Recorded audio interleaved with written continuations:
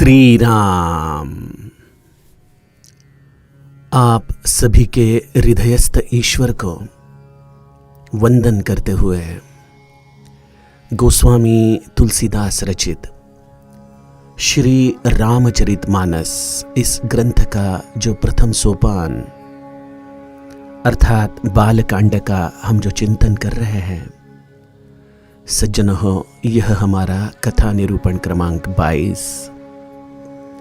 हमने कल के कथा चिंतन में जिन परम तत्वों का चिंतन किया, जो यह कवि की चेतना प्रासादिक रूप से व्यक्त होती है, यही प्रासादिकता जो अक्षर निर्माण करते हैं वह अक्षरों का समूह कालातीत होता है। ऐसे अक्षर समूहों को, ऐसे कवि की चेतनाओं को गोस्वामी जी ने वंदन किया। व्यास आदि वाल्मीकि केवल इन्हीं कवियों तक अपना वंदन सीमित न रखते हुए गोस्वामी जी ने कलियुग में भी जो यह राम कथा का गायन कर रहे हैं, बखान कर रहे हैं और जो भविष्य में आने वाले हैं, उन समस्त चेतनाओं को प्रणाम करते हुए अपनी अहंकार शून्यता का, अपने प्रतिभा का हमें दर्शन करवाया। गोस्वामी जी इस तरह से इन ब्रह्मांड के समस्त तत्वों को, जो दृश्य रूप में हैं, उन समस्त तत्वों को वंदन करते हैं। विबुध प्रबुध ग्रह चरण बंदी कहु कर जोरी, हो ही प्रसन्न पुरवहु सकल मंजु मनोरथ मोरी।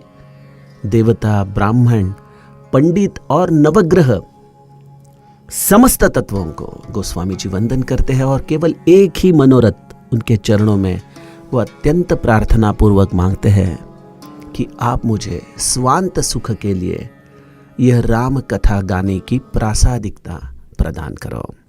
आइए सज्जनों, आगे की कथा चौपाइयों का गायन करें। पुनि बंदौ सारद सुर सरिता, जुगल पुनीत मनोहर चरिता। मज्जन पान पाप हरे का, कहत सुनत एक हर अबिबेका। गुर पितु मातु महेश भवानी, प्रणवं दीन बंधु दीनदानी। सेवक स्वामी सखा सिय पीखे, हित निरूपधि सब विधि तुलसी के।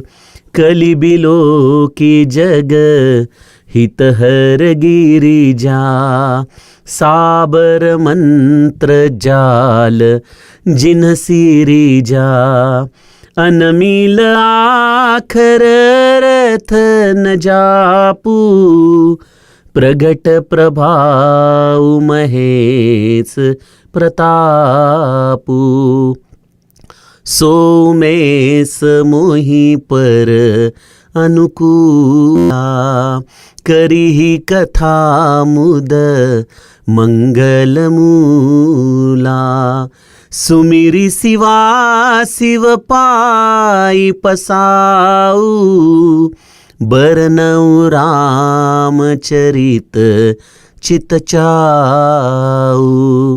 भनिति मोरी शिव कृपा विभाति, शशि समाज मिली मनहु सुराती। जे एहि कथहि स्नेह समेता, कहियहि सुनियहि समुझि सचेता। होइयहि राम चरण अनुरागी, कलिमल रहित सुमंगल भागी। सपने हूँ साचे हूँ मोहि पर, जौहर गौरी पसाऊ।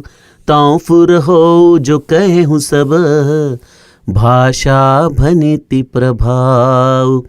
सियावर रामचंद्र प्रिय हो।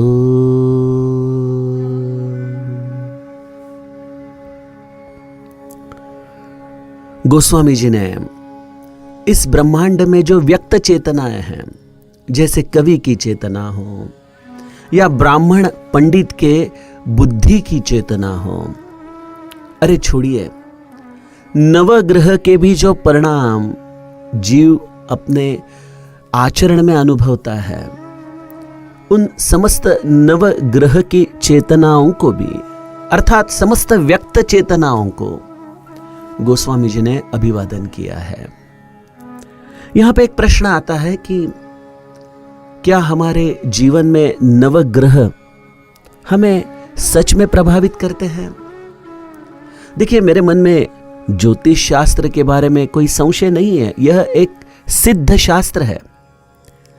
लेकिन इस शास्त्र का, जैसे अन्य शास्त्र भी अगर ठीक से उसका अमल न किया जाए तो वह शास्त्र जैसे दुधारी शस्त्र की तरह हमारे लिए एक बाध्यता बनते हैं, वैसे ही आज हम देखते हैं कि मानव इन ग्रहों के, इस ज्योतिष के इतने अधीन हो चुके हैं और कई पाखंडी लोग भी इनको मार्गदर्शन करने के लिए, अर्थार्जन करने के लिए उन्हें कुछ ना कुछ तो अनाप शनाप बातें कहते रहते हैं। इसके कारण व्यक्ति अपने पुरुषार्थ को भूल चुका है, अपने प्रारब्ध को सहने की जो तितिक्षा उसमें रहनी चाहिए वह तितिक्षा वह भूल चुका है।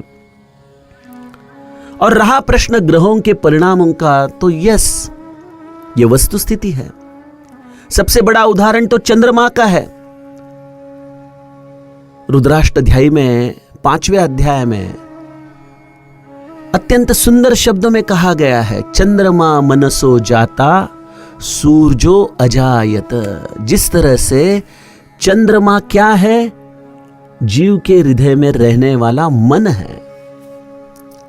और हमारे मन की जो कलाएं हैं वह भी चंद्र के भांति ऊपर नीचे होते रहती है। कोई अगर घटना अच्छी घटे तो हमारे जीवन में भी समुंदर को जिस तरह से भरती आती है, उसी तरह से हमारे को भी काफी आनंद होता है। और कोई परिस्थिति विपरीत हो जाए तो हमारा चंद्रमा घट जाता है। तो मन और चंद्रमा का तो सीधा संबंध है। चंद्रमा सबसे पृथ्वी के पास है, तो यह सबसे ज्यादा हमारे अंतःकरण को प्रभावित करता है।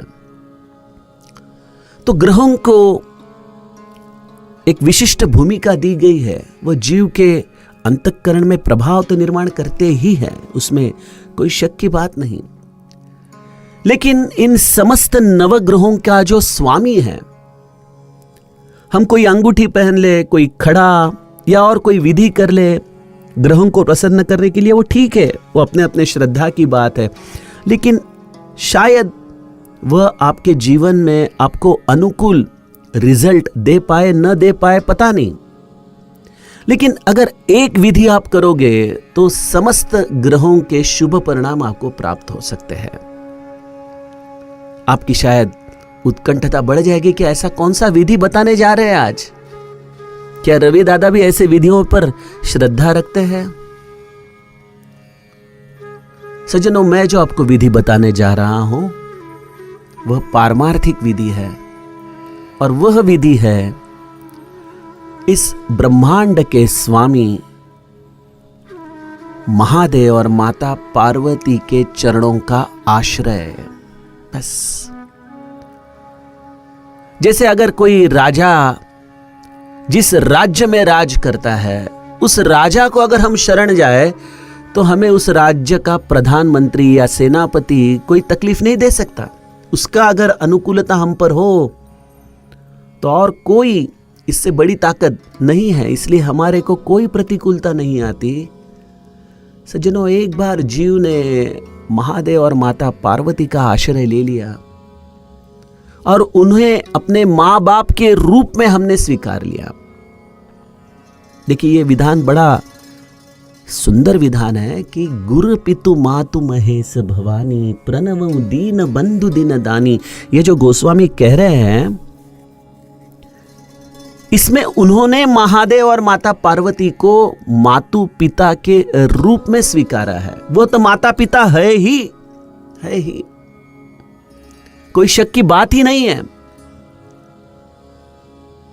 प्रश्न आता है, क्या जीव ने महादेव और माता पार्वती को मां बाप के रूप में स्वीकारा है या नहीं?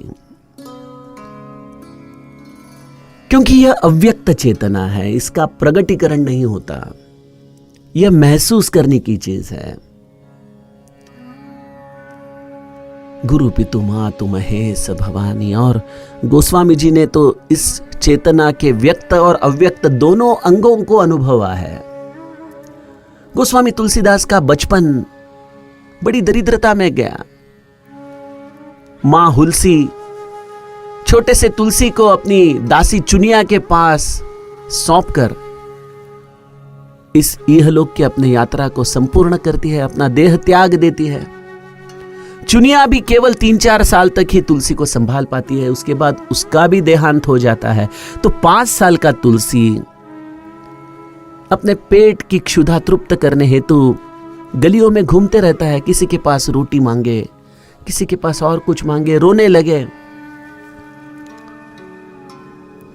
उसके क्षुधा तृप्ति हेतु मां पार्वती कैलाश से तुलसी के पास आती थी। कोई ना कोई तो वेशभूषा में आके माता पार्वती नित्य तुलसी की क्षुधा तृप्ति करती थी। देखिए सज्जनों, हमारे जीवन में भी मां पार्वती कई रूपों के आधार से हमारे जीवन में आती है, लेकिन हम उसको समझ नहीं पाते हैं। हम तो उसे व्यक्ति समझते हैं, हम तो उसको अपना पुरुषार्थ समझते हैं, हम तो उसको अपना भाग्य समझते हैं। नहीं, मां पार्वती के दर्शन हमें कई जगह पे होते हैं, कई जगह पे। देखिए, मां पार्वती एक अव्यक्त चेतना है। मैं जो आपको कहने जा रहा हूं, हम इन बारिश के दिनों में चावल की खेती करते हैं, तो उस चावल की खेती के लिए काफी मात्रा में पानी चाहिए। तो इतना पानी बरसाना ये जिस चेतना के द्वारा होता है वह है माता पार्वती। फिर उस भूमि में चावल के छोटे छोटे पौधों को हम जब बोते हैं तो उससे जो धान निर्माण होता है, वह धान निर्माण करने की विधि क्या है? ऐसा कौन सा मशीन है इस भूमि में जो धान की निर्मिति करता है? और वह धान भी ऐसा जो प्राणी मात्रों के क्षुधा की तृप्ति करे, उन्हें शक्ति प्रदान करे। यह समस्त अव्यक्त चेतना है माता पार्वती और मेरे पिता महादेव की। अगर जीव इस तरह से सृष्टि की तरफ देखने लगे तो उसे हर क्षण इस ब्रह्मांड के स्वामी महादेव और माता पार्वती का दर्शन होगा। देखिए, हम सांस तो अंदर लेते हैं, लेकिन इस सांस में से पर्टिकुलरली ऑक्सीजन हमारे खून में मिल जाए, यह यंत्रणा कौन देता है? कौन हमें जिंदा रखता है? किसकी चेतना है ये? लौकिक माँ बाप तो केवल बच्चों को खाना खिलाते हैं, लौकिक माँ बाप उन्हें शिक्षा देते हैं, लेकिन इस लौकिक माँ बाप की भी चेतना है माँ पार्वती और महेश। यह जीव को जितने जल्दी समझ में आ जाए कि मेरे को संभालने वाला कौन है, गुरु पितु मातु महेश भवानी, प्रणवं दीन बंधु दीन दानी। ऐसे मेरे माता पिता जो दीन बंधु है, नित्य दान करने वाले हैं।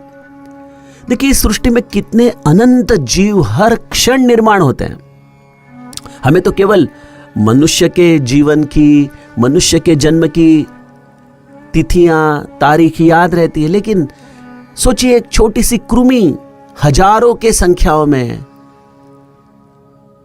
जब निर्माण होती रहती है, उसका हिसाब कौन रखता है? कौन इनको खाना खिलाता है?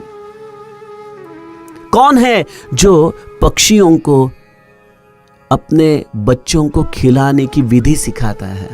कौन है? क्या है यह प्रकृति की समस्त साइकिल? किसने निर्माण किया है इसे? अव्यक्त चेतना है गुरु पितु मातु महेश भवानी, और यह व्यक्त चेतना है करुणा, क्योंकि मेरे महेश दीन बंधु दीन दानी है, समस्त जीवों का कल्याण करने वाले हैं। ऐसे महादेव के स्वरूप को हम हमारे हृदय में स्मरण करें। गोस्वामी जी ने तो हमें मंगलाचरण के प्रथम श्लोक में ही कह दिया था, यमाश्रितो हि वक्रोपि चंद्र सर्वत्र वंद्यते। चंद्रमा टेढ़ा है, द्वितीया का चंद्रमा इतना खूबसूरत नहीं है। जिस तरह से हमारे मन की मुरझाई हुई स्थिति है चंद्रमा, यह द्वितीया का चंद्रमा है। ऐसे मुरझाए हुए चंद्रमा रूपी मन को जो आनंदित करे, प्रफुल्लित करे, वह है महादेव, क्योंकि वो दीन बंधु है, वो अवधर दानी है, वो हमें प्रसन्नता प्रदान करता है। शिव इस नाम का अर्थ है कल्याण, जो बच्चों को आनंद दे, उनका कल्याण करे, वह है हमारा माता पिता। इसलिए जीवन में कभी खुद को अनाथ मत समझिए, कभी नहीं। वही महादेव मेरे जीवन में मेरे सद्गुरु के रूप में आया है, वही मुझे संभाल रहा है। शायद लौकिक महादेव के चित्र में हमने देखा है कि उसके सर से गंगा बहती है। गोस्वामी जी कहते हैं ना, पुनि बंदौ सारद सुर सरिता, जुगल पुनीत मनोहर चरिता, मज्जन पान पाप हर एका, कहत सुनत एक हर विवेका। तो गंगा जी महादेव के मस्तिष्क से बहती है, और सद्बुद्धि रूपी गंगा सद्गुरु के मस्तिष्क से बहती है, जो हमें जीवन में सद्बुद्धि दे, जो हमें ऊर्ध्व गति प्रदान करे, जो हमें जीवन में कल्याण का मार्ग बताए। यही सद्गुरु के विचारों की गंगा है। सद्गुरु जो हमसे संवाद करता है, सद्गुरु जो हमें गुह्यतम सूत्र बताते हैं, जो गुह्यतम सूत्र ना कोई ग्रंथ हमें समझा सकते हैं, ना कोई समाज व्यवस्था हमें समझा सकती है, लेकिन सद्गुरु रूपी इस वाणी की सरस्वती इस गुह्यतम तत्वों को हमें समझाती है। यही है सद्गुरु रूपी महेश्वर की सरस्वती। गोस्वामी जी इसलिए कहते हैं कि एक गंगा जी है जो स्पर्श से, पान से हमारे पाप हर लेती है, और एक सरस्वती है जो अपने बखान से, गायन से हमारे चित्त की दुष्प्रवृत्तियों को दूर करती है। पूछे हो रघुपति कथा प्रसंगा, सकल लोक जग पावनी गंगा। महादेव जी माता पार्वती को जब वो पृच्छा करती है आगे जाके कि मुझे यह राम कौन है, ये समझाइए, मुझे राम कथा बताइए, है स्वामी मैं आपको शरण आई हूं, तब महादेव जी माता पार्वती की सराहना कहते हुए कहते हैं कि आपने मुझे राम कथा नहीं पूछी है, आपने मुझे समस्त लोक को पावन करने वाली इस कथा रूपी गंगा की पृच्छा की है। और फिर महादेव जी ये अपने हृदय में लुप्त सरस्वती को प्रकट करते हैं, जो इस रामचरितमानस के आधार पर हमारे जीवन को पावन करती है। गोस्वामी जी कहते हैं कि महादेव यह एक अव्यक्त चेतना है, उसे जानना यह बुद्धि का कार्य नहीं, क्योंकि बुद्धि को भी प्रेरणा देने वाले हैं महादेव जी। कई लोग पूछते हैं कि राम और महादेव तो अलग अलग है, राम तो विष्णु के रूप है, महादेव तो हर है, और हरि और हर में तो हम भेद मानते हैं। कैसे बताए सज्जनों?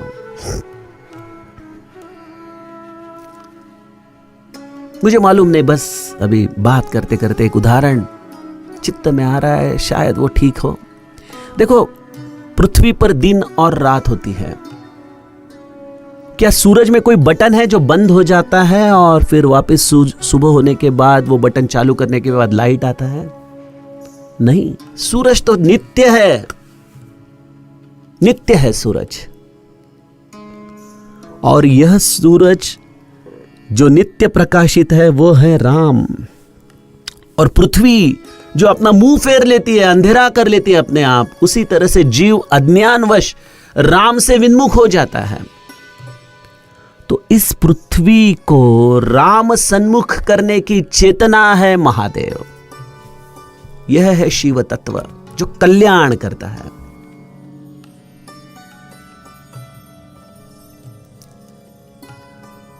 शिव तत्व समझना बुद्धि के परे है सज्जनों। वह करुणा है, वह सूर्य की ही करुणा है कि भाई मेरी तरफ देख, मेरी तरफ देख। इसलिए हमारे जीवन में यह शिव तत्व हमें नित्य भगवत सन्मुख करने के प्रयास में रहता है। वही सद्गुरु के रूप में हमारे जीवन में आता है। जो रघुबीर अनुग्रह कीना, तो तुम मोहि दरसु हटि दीना। विभीषण भी पृथ्वी की तरह अंधेरे में थे, राम ने कृपा की और हनुमान जी को भेज दिया विभीषण के दरवाजे पे कि जाओ उसका उद्धार करो। और ये बोला भी नहीं है, ये अव्यक्त चेतना है।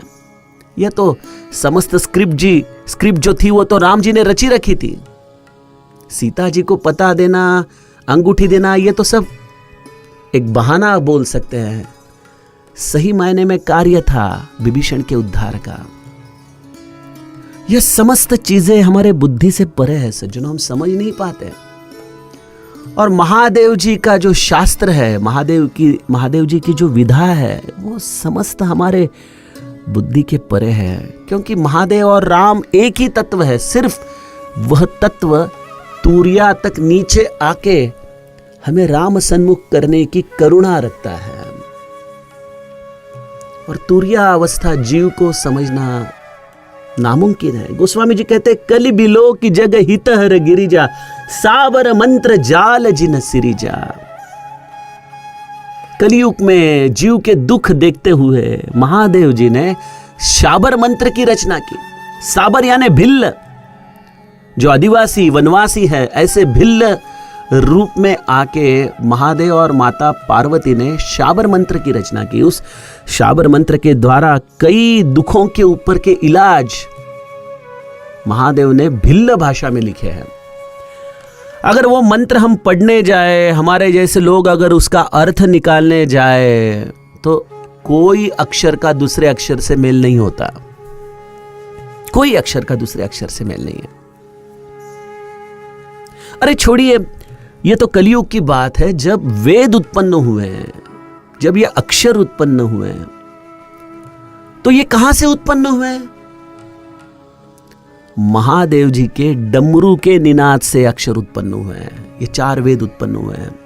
तो मुझे बताइए, डमरू के निनाद को अक्षरों में लाना ये असंभव है। कोई याज्ञवल्क जैसे, कोई कपिल मुनि जैसे ऐसे सांख्य शास्त्री जिन्होंने महादेव के प्रेरणा से ही इस ध्वनि को अक्षरों में लाया। अन्यथा हम तो इस वेदवाणी से तो हमेशा दूर ही रहते थे। हमें क्या समझ में आता है? आज भी आप अगर रुद्र का पाठ करेंगे तो कई शब्द के अर्थ हमें समझना बिल्कुल नामुमकिन है, बिल्कुल नामुमकिन। लेकिन यह समस्त प्रभाव करने वाले मंत्र, इसलिए मैंने कहा कि एक ही विधि है, महादेव और माता पार्वती के आप शरण जाओ बस। जैसे बचपन में हम अगर बीमार हो तो माँ हमें डॉक्टर के पास लेके जाती है, वो हमें कुछ समझ में नहीं आता क्या कर रही है, वो किसके पास लेके जा रही है, डॉक्टर कौन सी दवाई दे रहा है, वो माँ को हमें आके पिलाती है और हमें स्वस्थ करती है। हम बिल्कुल अनजान है, हम तो बस दवा पीते हैं और ठीक हो जाते हैं। उसी तरह से गुरु पितु मातु महेश भवानी हमारे जीवन में ये ऐसी ऐसी विधियां, ऐसे ऐसे मंत्र ला कर देते हैं जिसके अर्थ हम समझने जाए तो हम बड़ी दुविधा में पड़ सकते हैं। तो उसके ऊपर परम निष्ठा रखते हुए उसका केवल स्मरण करना, यही हमारे हाथ में है। और इसको मैंने कहा है कि गुरु पितु मातु महेश भवानी, हमें हमारे माँ बाप को समझना पड़ेगा, उनके ऊपर निष्ठा रखनी पड़ेगी, उनका स्वीकार करना है। माने क्या है? उनके प्रति दृढ़ श्रद्धा रखने की, वो जो कर रहे हैं वो ठीक ही कर रहे हैं। और माँ बाप का कार्य क्या होता है बच्चे के जीवन में? आप आपके बच्चे के प्रति क्या सद्भाव रखते थे जब वो छोटा था, नन्हा था? हर माँ बाप का सपना रहता है कि मैं इसे एक बहुत अच्छा इंसान बनाऊं, एक ऐसा इंसान बनाऊं जो जगतवंद्य हो, समस्त लोगों में उसकी सराहना हो, समस्त लोग उस पर प्रेम करें। यही एक माँ बाप का सपना होता है। और माँ बाप उस तरह से बच्चे पे संस्कार करते हैं। और जब आप महादेव और माता पार्वती को शरण जाओ, उन्हें अपना माँ पिता मान लो, तो वह भी यही कार्य में जुट जाते हैं कि इस जीव को मैं कैसे बड़ा करूं, इस जीव को मैं कैसे जगतवंद्य करूं, उसका कल्याण कैसे करूं। तो गोस्वामी जी कहते हैं ये तो मेरे माँ बाप है और उनका अधिष्ठान मुझे क्या देगा? इस ब्रह्मांड में सुयश देगा। सो उमेश मोहि पर अनुकूला, करी ही कथा मुद मंगल मूला, सुमिरी शिवा शिव पाई पसाऊ, बरनऊ राम चरित चित चाऊ। महादेव और माता पार्वती का स्मरण करके, उनका प्रसाद प्राप्त करके, अगर मैं सही मायने में उन्हें शरण जाऊं और वह मुझ पर कृपा करे, मुझ पर प्रसन्न हो जाए, तभी जाके यह राम कथा अत्यंत आनंददायक और मंगलदायक होगी। वह समस्त जीवों को आनंद देगी, मांगल्य देगी। यह है माता पार्वती और महादेव के प्रसाद की फलश्रुति।